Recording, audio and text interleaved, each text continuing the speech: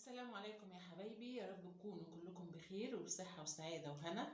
النهاردة جايه لكم في حلقة جديدة ومهمة جدا لناس كتير قوي طلبتها مني. الحلقة دي كانت فكرة أنا كتبت فيها كومنت. كان في حد يعني كان متعسر وكان عامل فيديو إن هو محتاج فلوس، فأنا فكتبت الكومنت ده عمل ترند وجاب يمكن 11,000 لايك.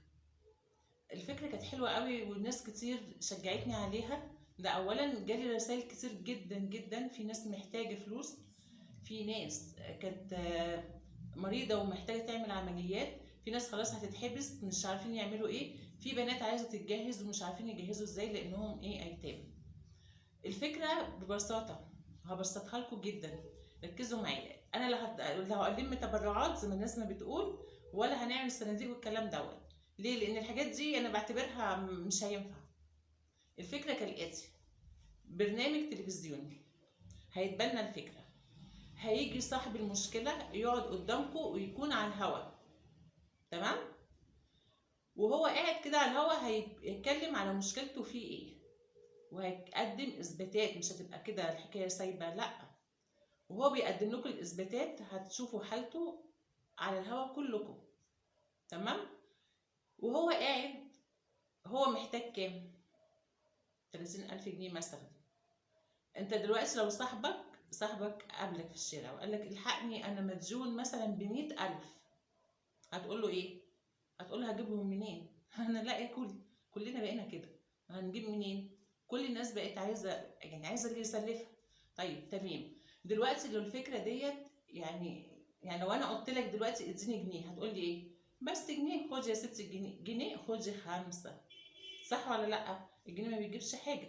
طيب احنا دلوقتي لو عملنا الفكره ديت وقلنا لك واحنا قاعدين على الهوا اهو، اتبرع مثلا لفلان ده، في ناس محتاجه 30,000، في محتاج 20، في محتاج 100، 100,000، 200,000، يعني بس مش هتوصل برضو ل5 مليون والكلام ده، لا، يعني ده رقم مبالغ فيه جدا. لكن احنا هنمسك دلوقتي الارقام الصغيره اللي هم فعلا محتاجين، اللي هم خلاص بقى فعلا بيوتهم هتتخرب. وفي انا جات لي رساله للاسف ان في صديقه عندي ومعايا الرسائل بتاعتها مديونه ومش عارفه تعمل ايه، لدرجه ان هي فكرت تموت نفسها وتموت عيالها.